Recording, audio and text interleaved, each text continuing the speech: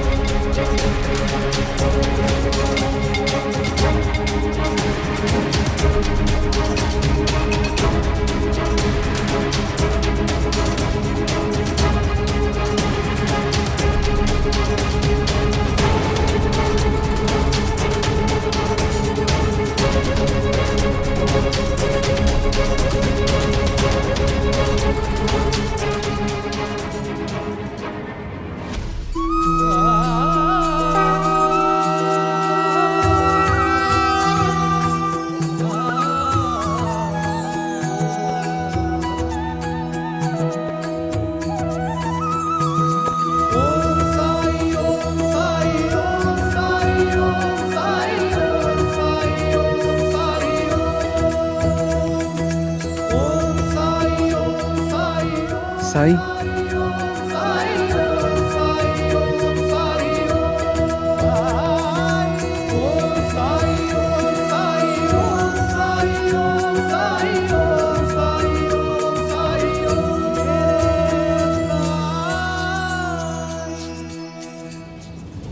साई जिंदा है? फिर रानू जी क्या कह रहे थे? क्यों किया तुमने ऐसा? तुम्हारी हिम्मत कैसे हुई साई के खिलाफ ऐसी अफवाह फैलाने की? तुम्हारे मुंह से साई के लिए अपशब्द निकले ही कैसे? साई ने तुम्हारी इतनी सेवा की है, जब पूरे गांव ने तुम्हारा अस्वीकार किया था, तो साई ने तुम्हें सहारा दिया, तुम्हें रोग से मुक्त किया, और उसके बदले में तुम्हारे मन में साई के लिए ऐसे विचार आए ही कैसे? हाँ, साई जिंदा है, उन्हें कुछ नहीं हुआ है। सुनो, साई जिंदा है, उन्हें कुछ नहीं हुआ है। मैं ये खबर सरकार को सुना के आता हूँ। सरकार, साई जिंदा है, उन्हें कुछ नहीं हुआ है।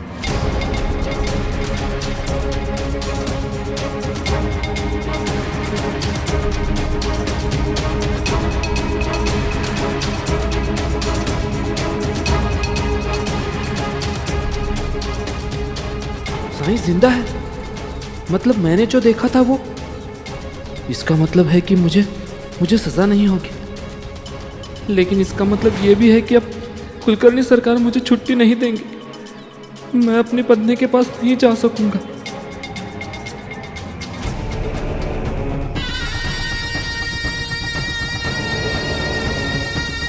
तू कुलकर्णी सरकार से झूठ बोल रहा था, इसलिए अपनी छुट्टी के लिए? नहीं नहीं, मैंने अपनी आंखों से देखा है, विश्वास करिए मेरा। और मैं अकेला नहीं, वो राणो जी वो भी तो कह रहे थे। आंखों से देखा? इसका क्या मतलब है? तू कह रहा था कि तूने किया। ले चलो इसे। तुझे क्या लगा कि तू बच जाएगा? चल। ऐसी अफवाह फैलाने से पहले तुम्हें समझना चाहिए था कि तुम सपना देख रहे थे। भाई साहब, मैं साई के बारे में ऐसी झूठी बात क्यों फैलाऊंगा? मैंने खुद अपनी आंखों से देखा है। अब आप लोगों को कैसे समझाऊं, जबकि मुझे खुद समझ नहीं आ रहा है कि ये हुआ क्या। अब ये रहस्य तो सिर्फ साई सुलझा सकते हैं।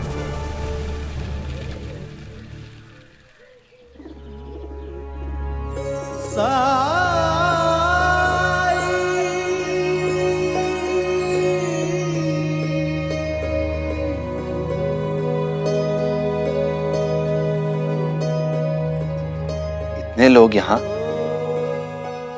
सब ठीक तो है ना? राणो जी, आपको साई के साथ और गांव वालों के साथ ऐसा मजाक नहीं करना चाहिए था। देखिए, हमें राणो जी पर भरोसा नहीं खोना चाहिए। हम सब जानते हैं कि राणो जी साई की सेवा करने के लिए अपनी इच्छा से इस खंडर में रह रहे हैं। तो फिर ये बुरी खबर क्यों फैलाएंगे साई के बारे में? जरूर कोई धोखा हुआ है। बड़े बुजुर्गों को पूछेंगे तो यही कहेंगे कि ऐसे बुरे सपने का मतलब है कि साई की उम्र अब 100 साल की हो गई है। लेकिन सपना नहीं था वो। आप लोग मेरी बात का विश्वास क्यों नहीं कर रहे हैं? आप लोगों को सच में ऐसा लगता है कि मैं अपने साई के बारे में ऐसा सोच सकता हूं? मैं साई, आप तो जानते हैं ना मैंने क्या देखा है। आप बताइए ना इनको।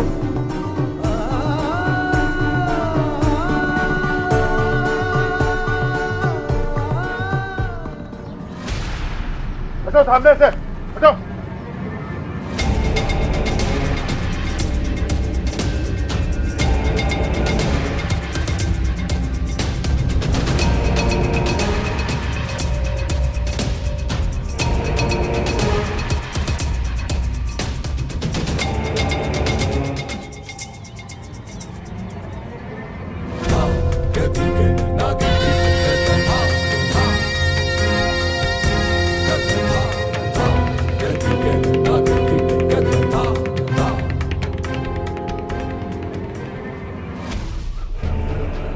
पहले अकेले थे तो गांव के लिए समस्या बन जाया करते थे। अब तो एक जमुराबे साथ में हो गया है तुम्हारे। चल क्या रहा है? क्या चाह रहे हो? गांव वालों की भावनाओं के साथ खिलवाड़ करके?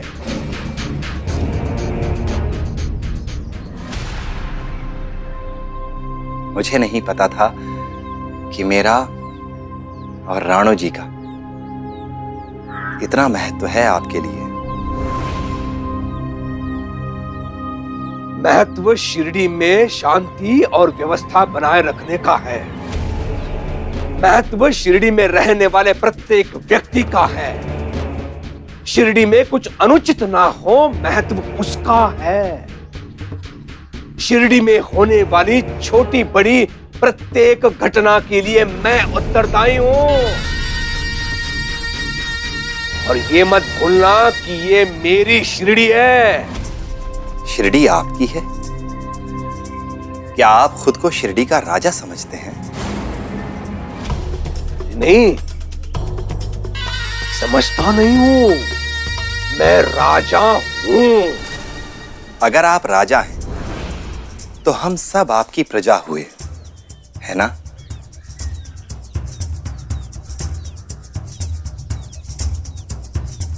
अगर आपकी प्रजा आपसे कुछ मांगे, तो क्या आप दे सकेंगे? निर्भर करता है कि क्या मांगा जाता है। चिंता मत कीजिए, मैं जो कुछ भी मांगूंगा वो यहां मौजूद है।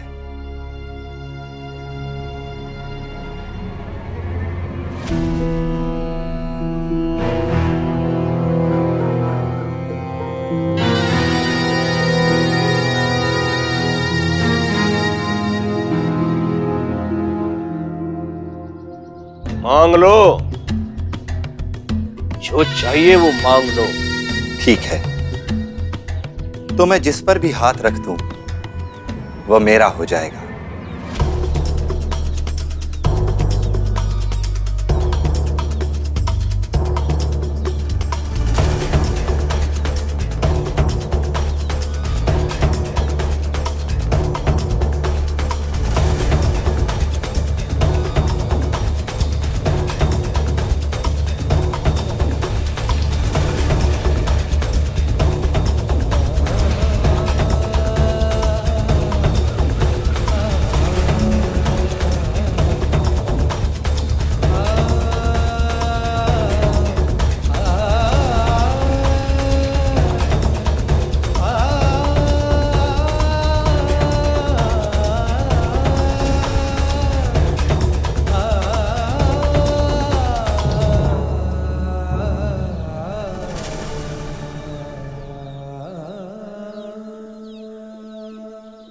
मुझे ये इंसान चाहिए।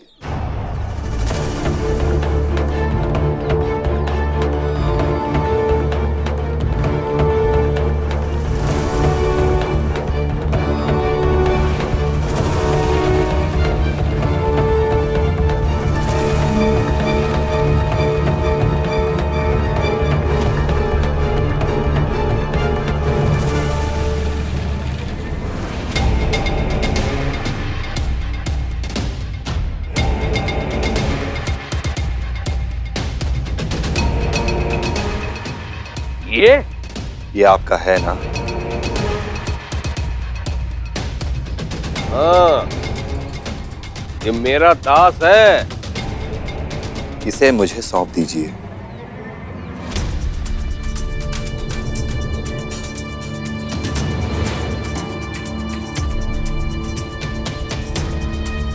ये तुम्हारे किस काम का? ये मेरा दास है। इसके पूर्वज भी मेरे पूर्वजों के दास थे। इसे मैं तुम्हें नहीं दे सकता।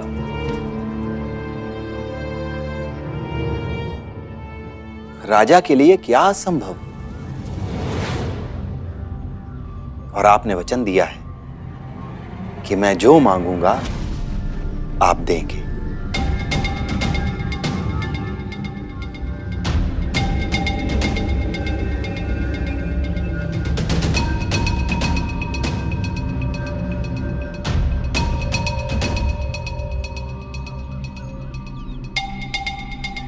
ठीक है, दिया। हरिओम। आज से तू इसका दास है।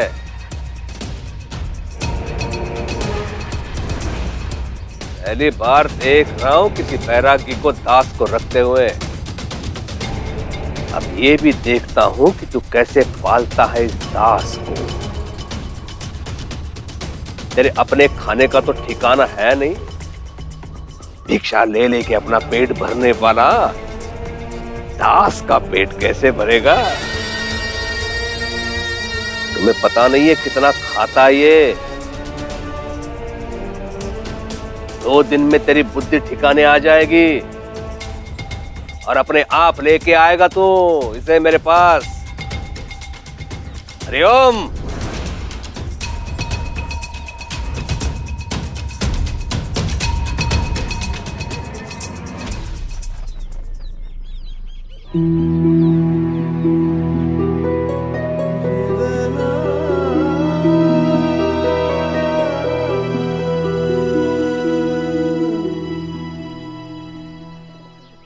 बाज़म्मा, अप्पा जी, म्हालसापति जी, आप लोग घर जाइए। मैं बिल्कुल ठीक हूं। अल्लाह मालिक।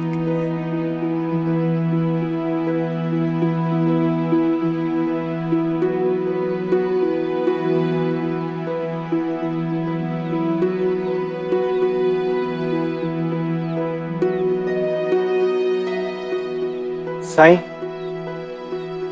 मैं पानी लेकर आता हूँ।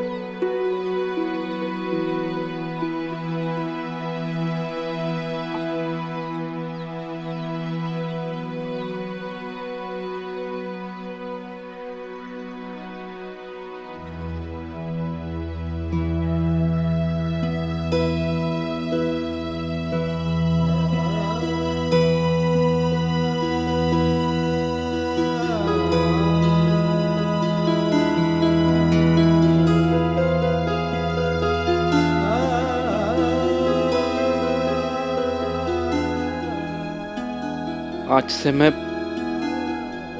आपका दास हूं। आपका हर आदेश मैं मानूंगा।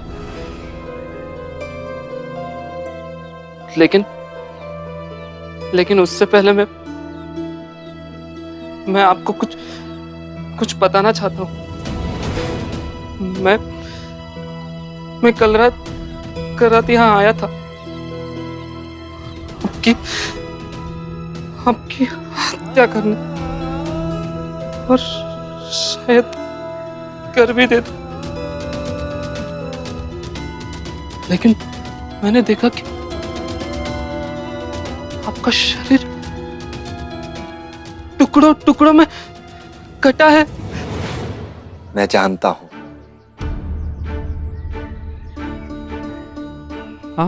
आप जानते हैं तो मुझे क्यों मांगा? क्या आप मुझे सजा देना चाहते हैं? मुक्त करना चाहता हूं तुम्हें इस दास प्रथा से।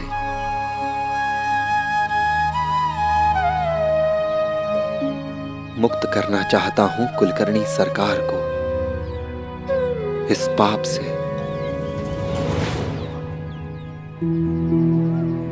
मुक्त?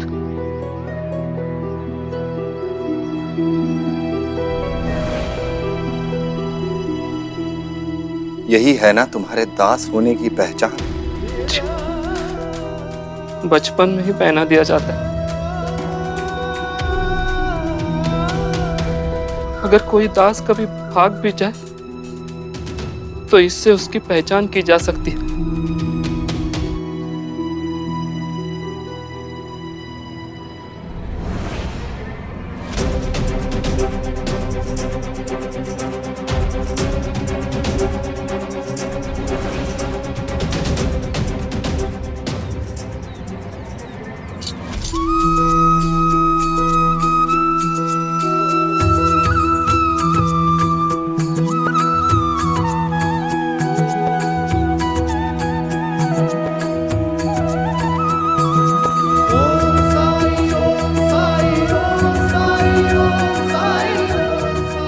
मुक्त हो गए तुम उस पहचान से।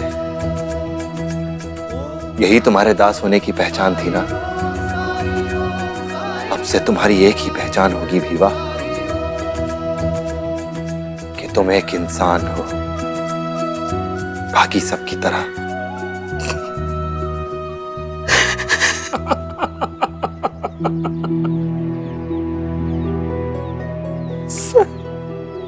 साईं, आपने मुझे गुलामी से मुक्त कर दिया। साईं,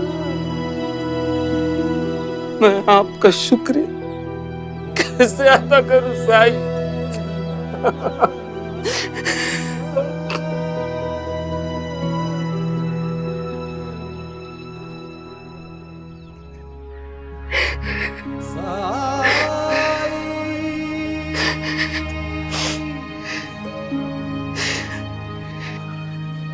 जाओ भीवा, तुम्हारी पत्नी तुम्हारी राह देख रही है। जाओ उसके पास।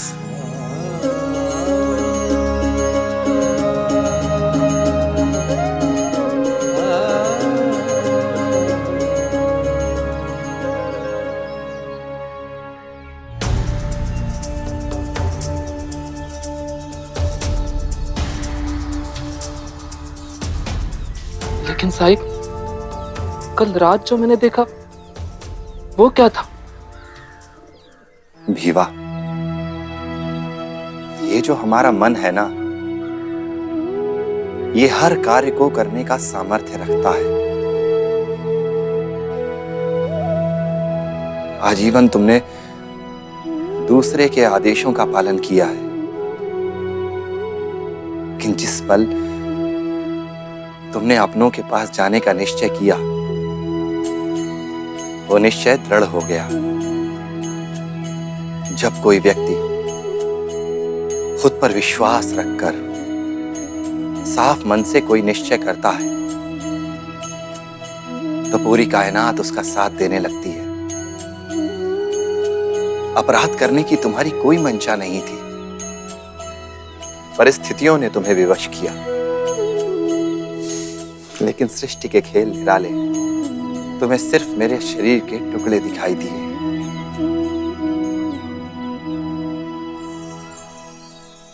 जब कोई अपना मन एकाग्र कर लेता है, तो असंभव कार्य को भी संभव बना लेता है। रास्ते में आने वाली बड़ी से बड़ी परेशानी भी केवल नाम मात्र की रह जाती है। उसका होना ना होना कोई मायने नहीं रखता।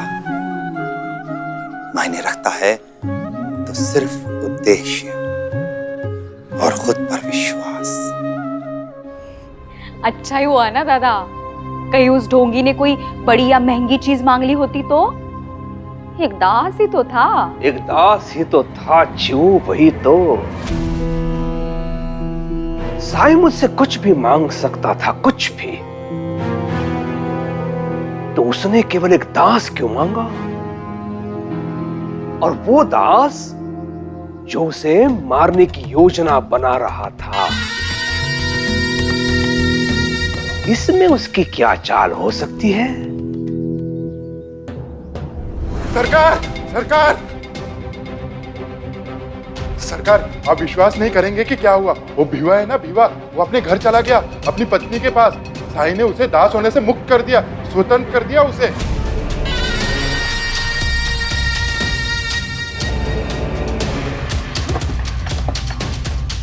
ये तुझे भिवा ने बताया? और भिवा ही नहीं, गांव में से इसके बारे में बात कर रहे कि साईं ने भिवा को मुक्त कर दिया। समझ ये नहीं आ रहा है कि अगर उसे जाने ही देना था तो साईं ने उसे मांगा ही क्यों?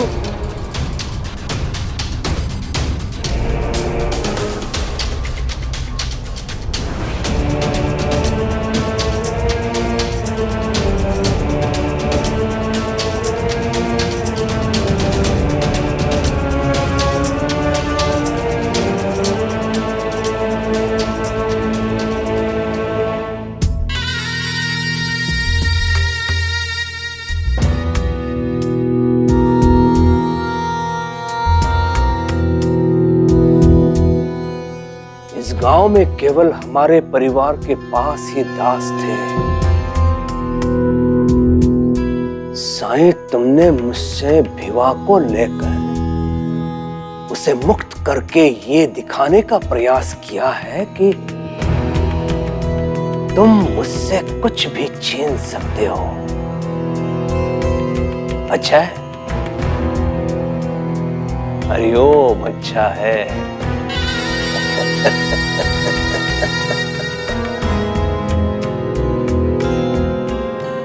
देखता हूं तू मुझसे और क्या क्या छीन सकता है। मैं भी देखता हूं तू कितना शक्तिशाली।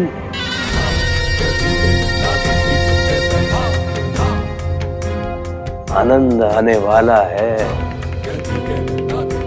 इस नए युद्ध में। मुझे बहुत आनंद आने वाला है। हरिओम।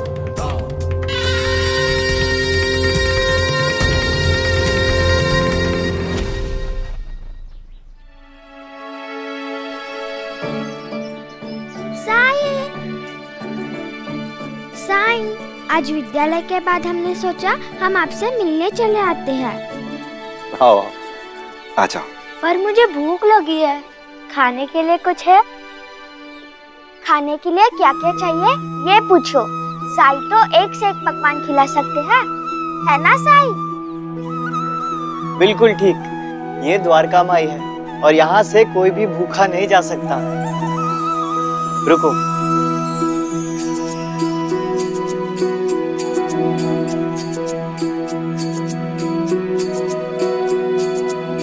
ये लो।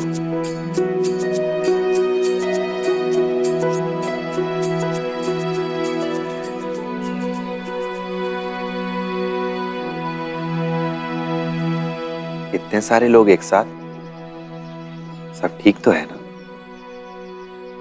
आप लोग पेरू खाएंगे?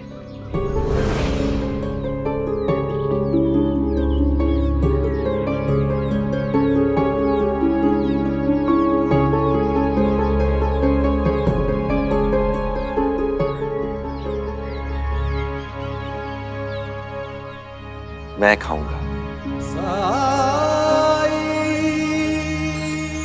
लाओ दो, वो वाला दो।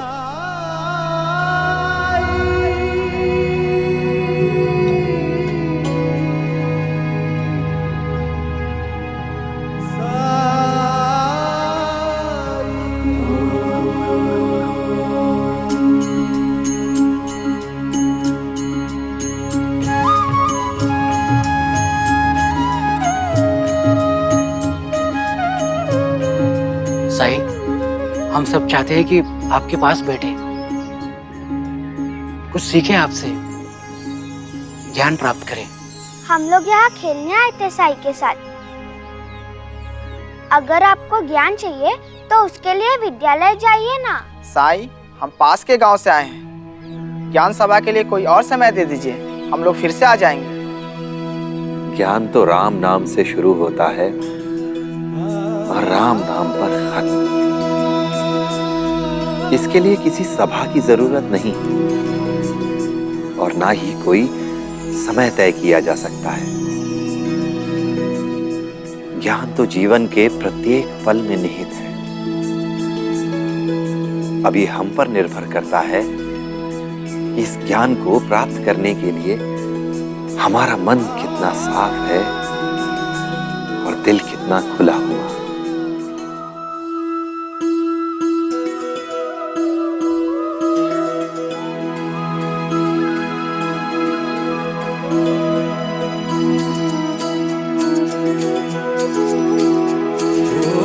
हरि के नाम की चले निरंतर धुन, यूं ही मन में सुबह हो शाम। हरे कृष्णा हरे राम, हरे कृष्णा हरे राम, हरे कृष्णा हरे राम, हरे कृष्णा हरे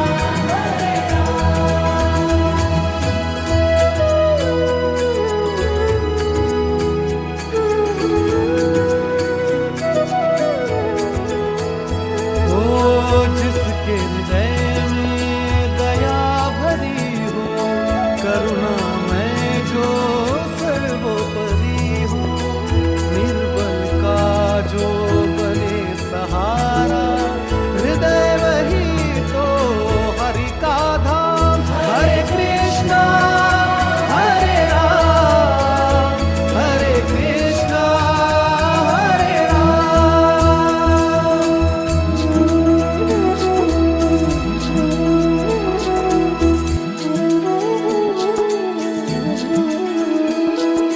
जाति धर्म का भेद नहीं हो, मानवता में छेद नहीं हो, टंटा बखेड़ा खेद नहीं हो, तीरथ वही है पावन ग्राम। हरे कृष्ण हरे राम, हरे कृष्ण हरे राम, हरे कृष्ण हरे राम, हरे कृष्ण हरे राम।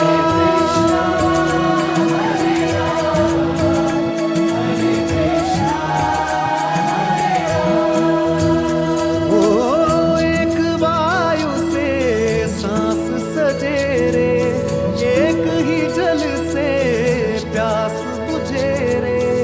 एक वायु से सांस सजे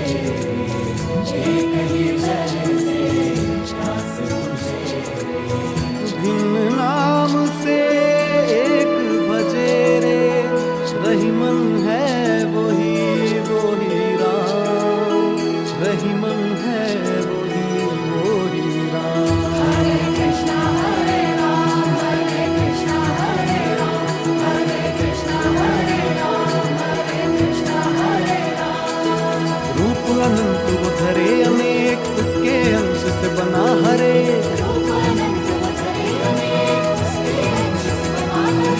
जान ले सबका मालिक एक, जान ले सबका मालिक एक, सबका मालिक एक, सबका मालिक एक, सबका मालिक एक।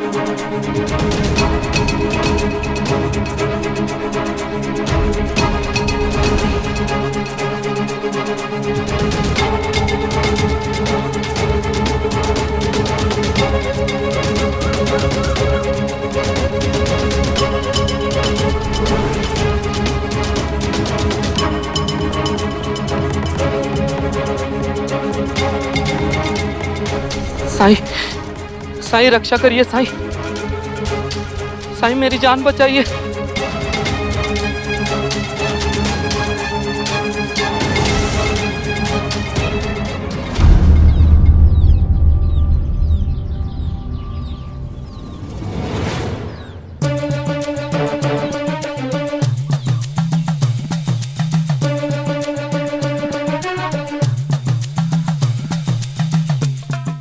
आप कौन? आओ।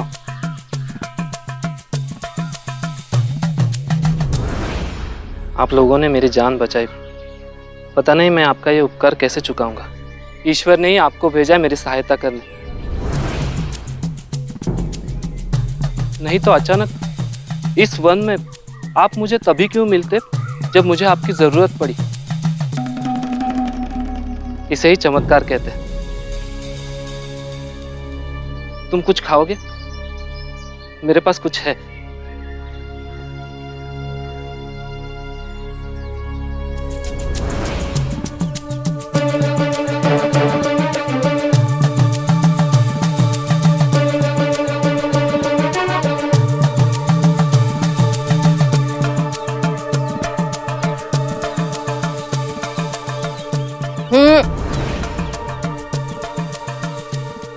हमारा उपवास है।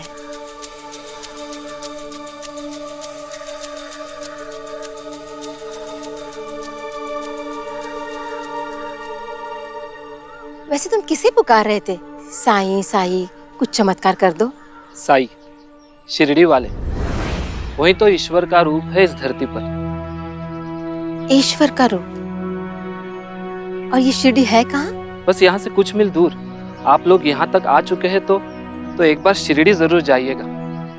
बड़े ही भले लोग हैं वहाँ, जैसे कि गांव के पाटिल अप्पा जी, बड़े ही विनम्र हैं। और गांव के मुखिया, मेरे पुराने मालिक कुलकर्णी सरकार, गोरे सरकार के लोग भी कुलकर्णी सरकार को बहुत मानते हैं। और कुलकर्णी सरकार खानदानी वैद्य है, अनेक रोगों का इलाज कर लेते हैं वो।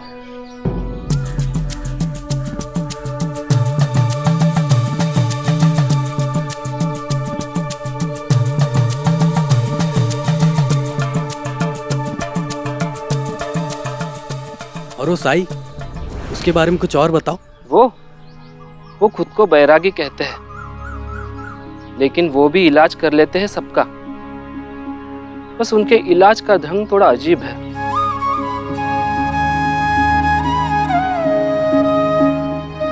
जैसे कि गांव में एक मोनी लड़की थी, उसको पत्थर फेंक के मारा और वो ठीक हो गई।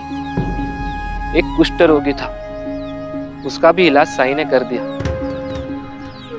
एक व्यापारी है काशीराम, उसको साईं ने मौत के मुंह से खींच के निकाला। साईं जो दिखते हैं वैसे वो है नहीं, उससे बहुत ज्यादा महान है वो। अगर साईं ना होते तो मैं भी इस दास प्रथा से कभी आजाद ना हो पाता। पता नहीं कैसे कर लेते हैं वो। आपका धन्यवाद, मैं चलता हूं।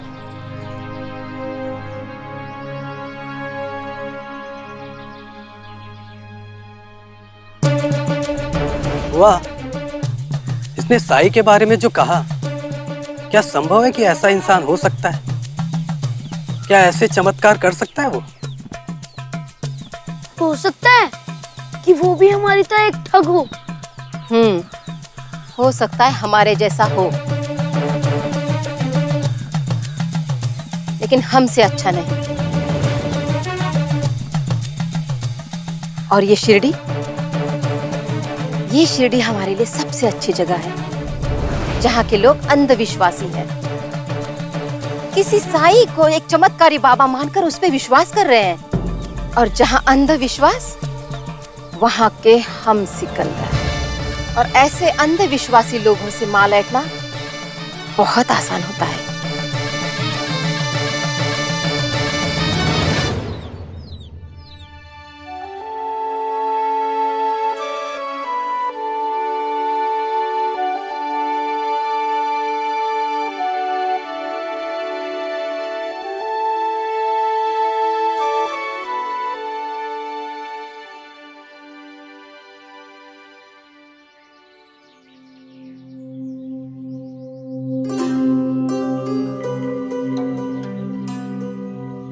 कैसे करूं?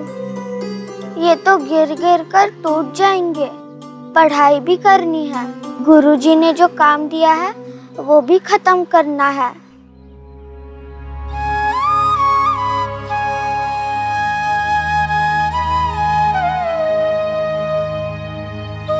लक्ष्मी, साईं, लाओ मैं मदद करता हूँ। आप गोबर को हाथ मत लगाइए। गांव में ये काम मैं और आई ही करते हैं। बाकी कोई भी गोबर को हाथ नहीं लगाता है। अगर मैंने आपको ऐसा करने दिया तो गांव वाले मुझे और मेरे आई को सजा देंगे। ठीक है, मैं तुम्हें किसी मुश्किल में नहीं डालना चाहता, लेकिन फिर भी मदद कर सकता हूँ। लेकिन कैसे? रखो इसमें, पकड़ो। और ये हो गई लक्ष्मी लंबी।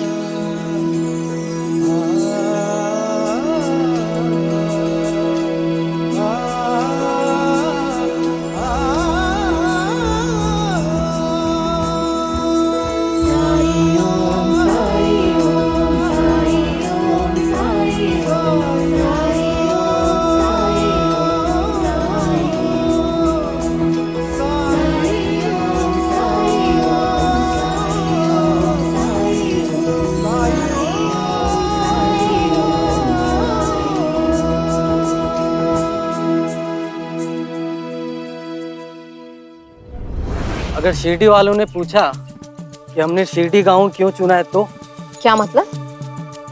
मतलब ये कि उस गांव में पहले से एक कुलकर्णी है जो कि एक वैद्य भी है, और दूसरी तरफ वो फकीर जिसने रानो जी, मोनी और काशीराम का इलाज किया है। तो हमारा उस गांव में क्या काम?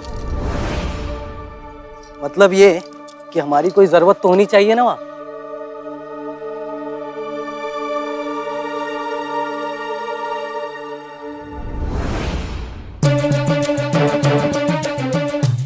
जिंदगी में कामयाब होना है तो लोगों में अपनी जरूरत पैदा करनी पड़ती है।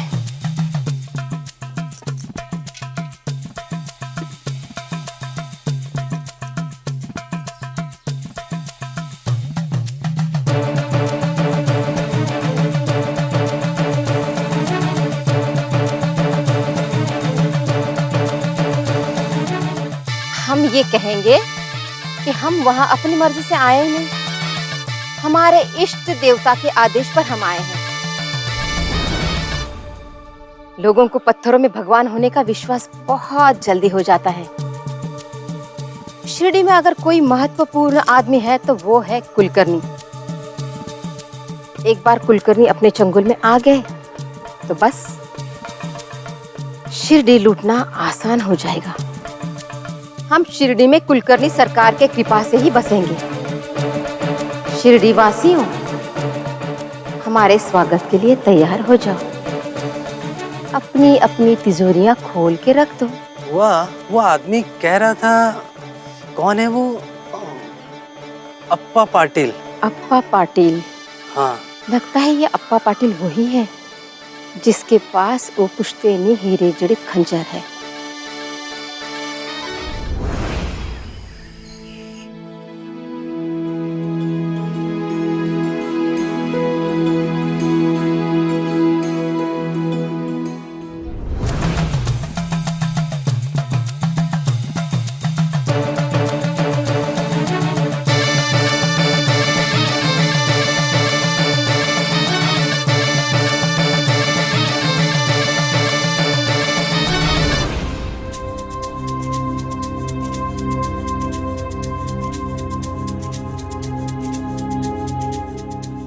ये लोग कौन है? पहले कभी नहीं देखा मैंने इनको। शिरडी के लोगों को कुछ पाठ पढ़ाने आए हैं। पाठ? कैसा पाठ? जैसे आप पढ़ाते हैं या गुरुजी? पाठ तो हर कोई पढ़ा सकता है लक्ष्मी। अभी हम पर निर्भर करता है कि हम किसी से क्या सीखते हैं। मुझे लगता है शिरडी के लोगों को कोई बहुत महत्वपूर्ण पाठ पढ़ाया जाने वाला है। कुछ लोग हमें संभाल कर संभलना सिखाते हैं, कुछ लोग गिरा कर संभलना सिखा जाते हैं। किसी का भी हमारे जीवन में आना अकारण नहीं होता। जो भी हमसे मिलता है उसकी इस जीवन में कोई ना कोई भूमिका जरूर होती है। ये लोग कौन है? पहले कभी नहीं देखा मैंने इनको। शिरडी के लोगों को कुछ पाठ पढ़ाने आए हैं। पाठ? कैसा पाठ? जैसे आप पढ़ाते हैं या गुरुजी? पाठ तो हर कोई पढ़ा सकता है लक्ष्मी। अभी हम पर निर्भर करता है कि हम किसी से क्या सीखते हैं।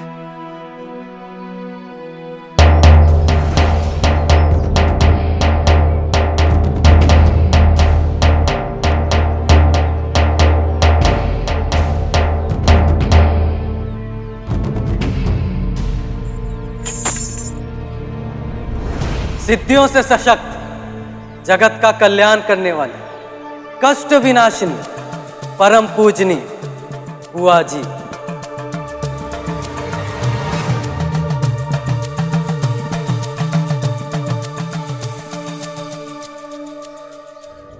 आप लोगों का शिरडी में कैसे आना हुआ?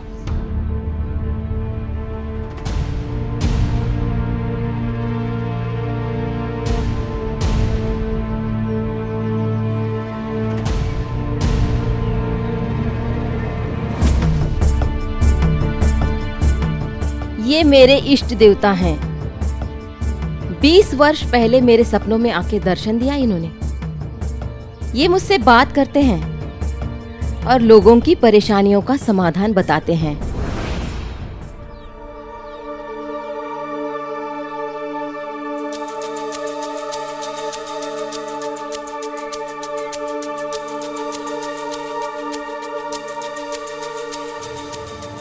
मृत्यु के मुंह से लौटा काशीराम,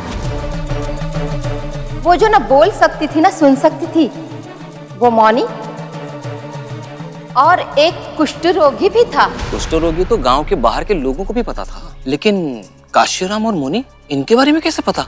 मेरे इष्ट देव सब बता रहे हैं मुझे। उन्होंने ये भी कहा कि जाओ, शिरडी जाओ, शिरडी पर आने वाले भारी संकट से तुम ही उन्हें बचा सकती हो। प्रमाण चाहिए?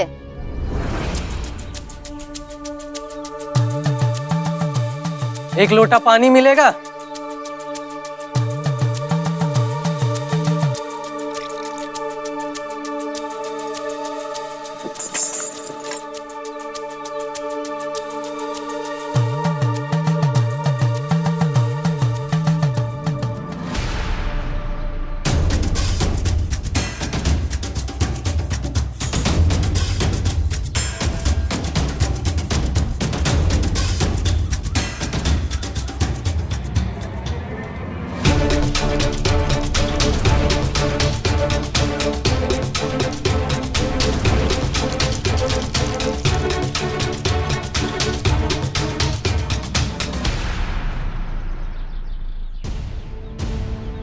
ये उस रक्त का प्रतीक है जो जल्द ही शिरडी में बहने वाला है।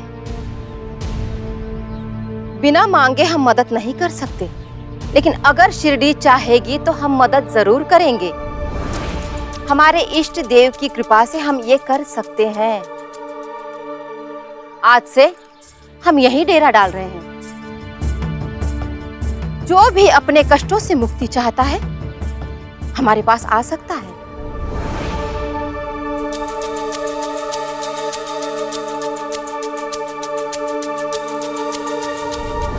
ये तो बस शुरुआत है। अभी यहाँ के मूर्ख जनता को लूटने से शुरुआत करते हुए अप्पा पाटिल के वो खंजर तक पहुंचना है। भाई साहब, दशहरा आ रहा है, इसे साफ करके तैयार करना होगा। एक बात कहूं भाई साहब, इस खंजर का मूल्य इस रत्नों से कहीं अधिक इस बात से है कि ये हमारे कुल का इतिहास है। मुझे आज भी वो पल याद है जब मेरे पिताजी ने मुझे ये सौंपा था। कितना गर्व हुआ था मुझे और जिम्मेदारी का एहसास भी कि मैं मेरे जीवन में कुछ ऐसा ना करूं जिससे इस खंजर पर कोई दाग आए। पर भाई साहब, कभी कभी ऐसे लगता है कि इस खंजर के लिए और भी कोई सुरक्षित जगह चाहिए। लेकिन इतने सालों में तो कुछ नहीं हुआ ना। पर समय भी तो पहले जैसा नहीं रहा है ना। लेकिन ईश्वर पर विश्वास तो अब भी वैसा ही है ना। अगर वो चाहेगा तो यहाँ भी सुरक्षित रहेगा, और अगर नहीं चाहेगा तो कहीं भी असुरक्षित। इसलिए सब उस पर छोड़ दीजिए।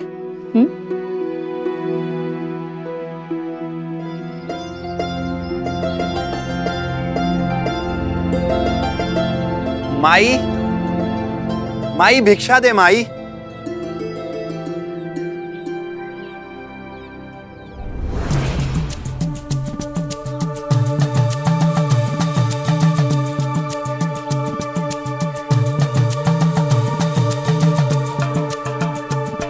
ये जगह डेरा जमाने के लिए सही है और गांव के बीचों बीच भी है।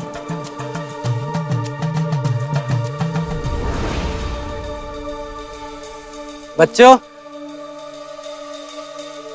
इधर आओ।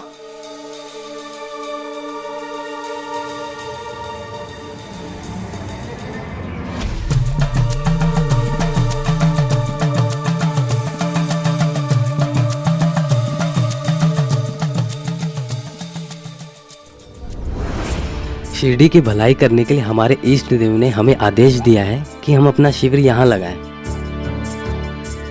तुम लोग कहीं और जाके खेलो, ठीक है? हम लोग रोज खेलते हैं यहाँ। अगर आपको रहना ही है तो शिरडी में और भी अच्छी अच्छी जगह है रहने के लिए। अरे बुआ जी की इच्छा में बाधा बनी है। जानती है कितनी शक्तियां है इनमें।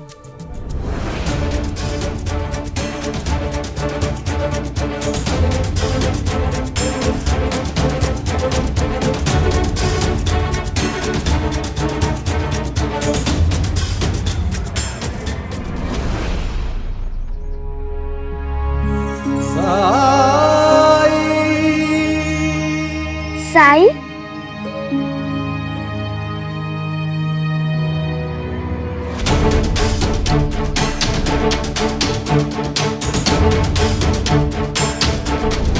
साई, शिरडी वाले, वही तो ईश्वर का रूप है इस धरती पर। अच्छा, तो ये है वो चमत्कारी फकीर। इसे तो मैं संभाल लूंगी। ये बच्चे खेल रहे हैं, इन्हें मत डराओ। साई, मुझे मेरे इष्ट देव ने बताया था तुम्हारे बारे में। गरीबों की मदद करने वाला फकीर। मैं गरीब अमीर में फर्क नहीं करता। जिसे मेरी जरूरत होती है मैं उसकी मदद करता हूँ।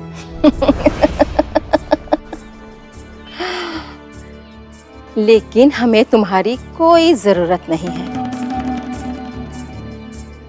और वैसे तुमने किया ही क्या है यहाँ शिरडी में रह के? कुछ भी बदलने वाले हम कौन होते हैं?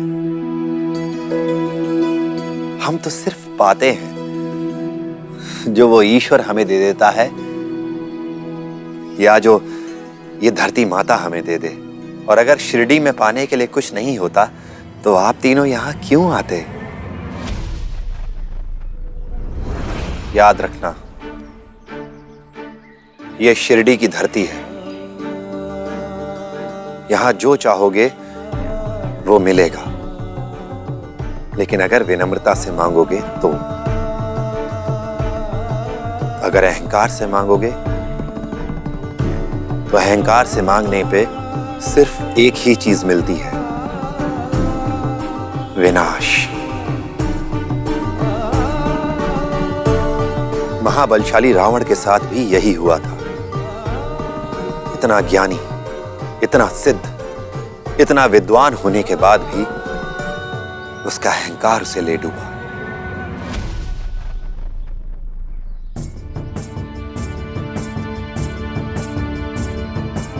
किस्मत वाले हो जो बच्चे साथ में हैं, वरना मेरी शक्तियां मैं अभी दिखा देती। ऐसे तो आप कभी भी अपनी शक्तियां नहीं दिखा पाएंगी, क्योंकि शिरडी में सभी मेरे बच्चे हैं। अभी मौका है, दिखा दीजिए अपनी शक्तियां।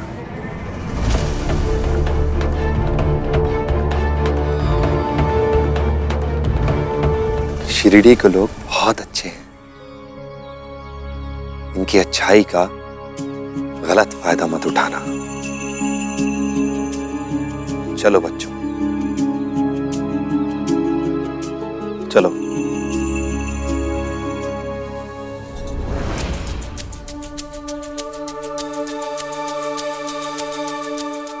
बुआ, साई को कैसे पता कि हम शिरडी में चोरी करने आए हैं? वो आदमी जो जंगल में मिला था वो ठीक कह रहा था कि साई साधारण नहीं है, चमत्कारी है।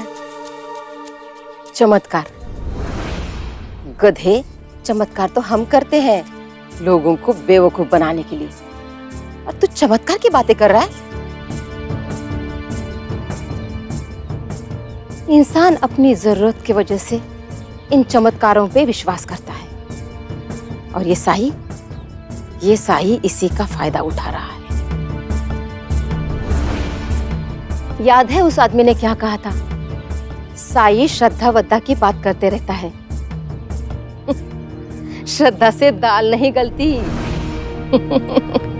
यहाँ के लोग हमारे बड़े बड़े चमत्कार देखेंगे ना, तो उस साई को भी भूल जाएंगे और उसकी श्रद्धा को भी।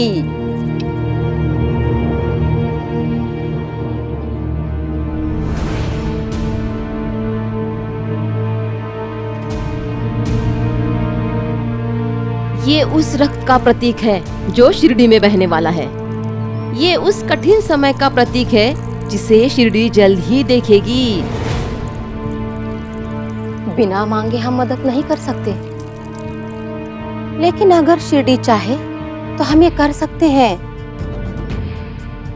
हमारे इष्ट देव की कृपा से हम ये कर सकते हैं।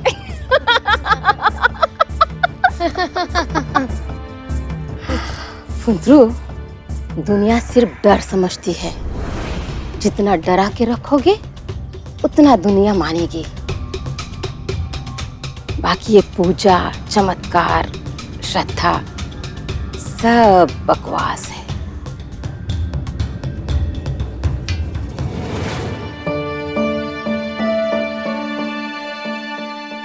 साई, एक बात पूछूं? क्या वो सच में इतनी शक्तिशाली है?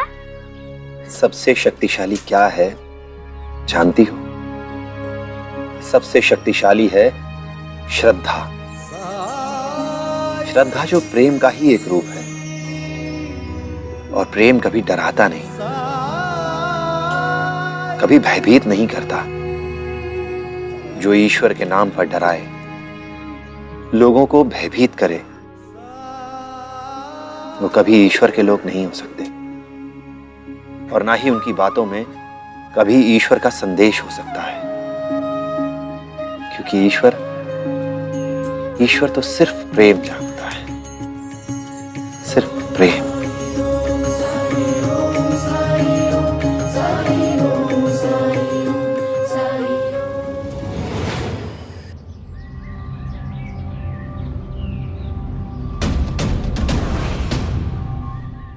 अनर्थ हो गया सरकार।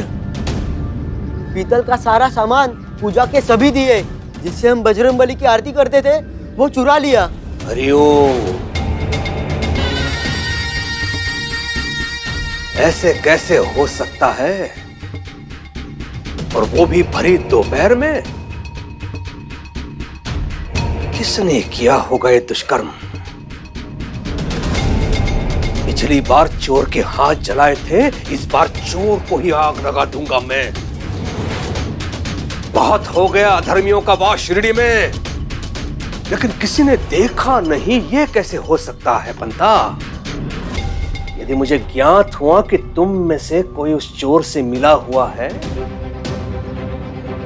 या तुम में से सच जानते हुए भी छुपा रहा है, तो उसका भी वही दंड होगा जो चोर का।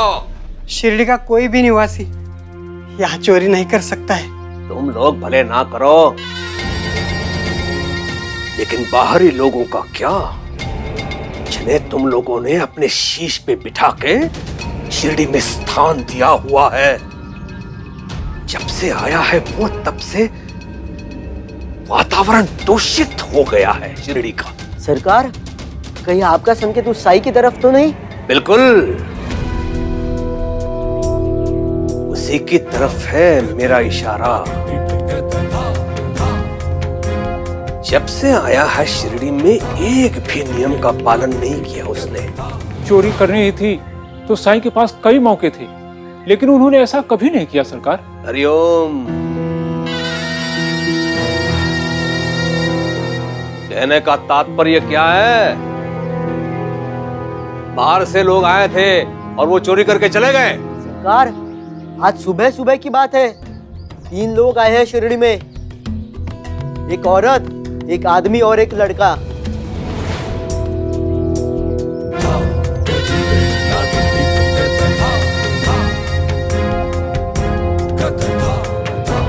हरिओम।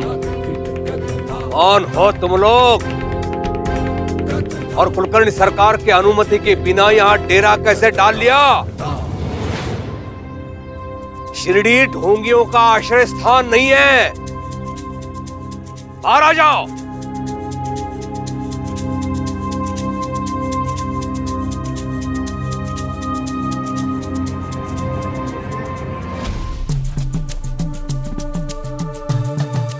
कुलकर्णी सरकार, हर गांव को आपके जैसा मुखिया मिले। सरकार की बात का जवाब दो, यहाँ क्यों आए आप लोग? पूरे गांव को विनाश से बचाने के लिए। तुम्हें किसने कह दिया कि तुम्हारी यहाँ जरूरत है?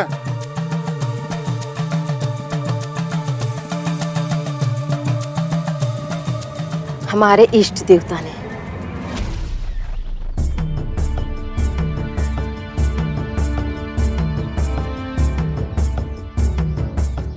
कुलकर्णी सरकार के होते हुए शिरडी को बचाने के लिए किसी और की आवश्यकता नहीं है। हरिओम। मैं जानती हूँ आप संपूर्ण हो, मैं ये भी जानती हूँ कि आप समर्थ हैं, लेकिन ईश्वर का अनन्य भक्त, एक सच्चा ब्राह्मण, वो कौन सी चिंता है जिसने आपको लंबे समय से परेशान किया हुआ है? देवता रुष्ट हैं आपसे, उनका प्रकोप और बढ़ना है।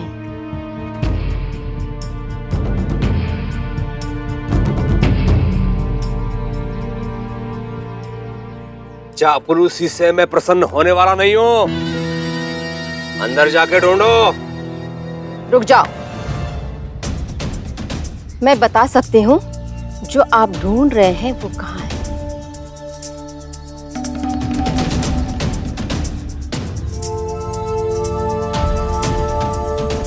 कहाँ है?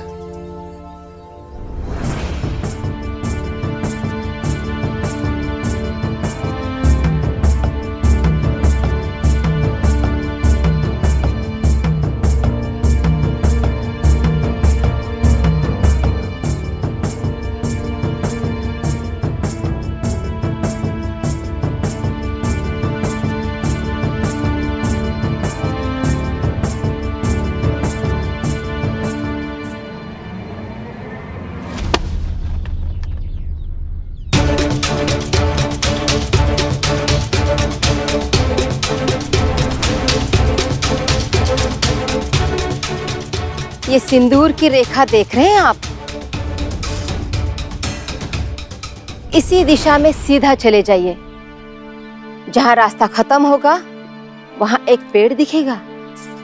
उसी पेड़ के नीचे वो मिलेगा जिसे आप ढूंढ रहे हो। जाओ, देख के आओ ये सत्य कह रही है या नहीं।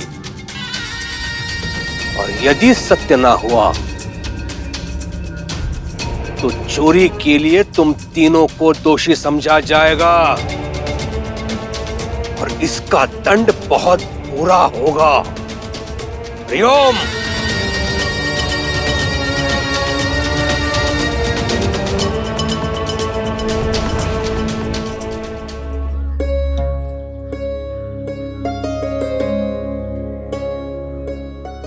क्या सोच रहे हो? ईश्वर ने संकट इसलिए बनाया है ताकि उनका सामना कर करके हम और मजबूत हो सके, हमारी आस्था बढ़े, हमारे पापों का पश्चाताप हो, हम और अधिक मजबूत बन सके, संसार के लिए हमारी संवेदना बढ़े, हम और बेहतर इंसान बन सके। लेकिन लोग संकटों का सामना करना ही नहीं चाहते और इन संकटों से बचने के लिए वो किसी भी ऐसे इंसान पर विश्वास करने के लिए तैयार हो जाते हैं जो उन्हें इन संकटों से बचा लेने का आश्वासन दे दे। यही फर्क है आस्था और अंधविश्वास में। आस्था हमें खुद पर विश्वास रखना सिखाती है, अपने जीवन की घटनाओं पर विश्वास करना सिखाती है, हमें दिखाती है कि जो कुछ भी हो रहा है उसमें कहीं कुछ भला छुपा है। लेकिन अंधविश्वास हमें दूसरों पर विश्वास करना सिखाता है, हमें सिखाता है कि हमारे कर्म चाहे कैसे भी हों, उनके फल से बचने का रास्ता है। और यही अंधविश्वास अधर्म का बहुत बड़ा मार्ग बन गया है।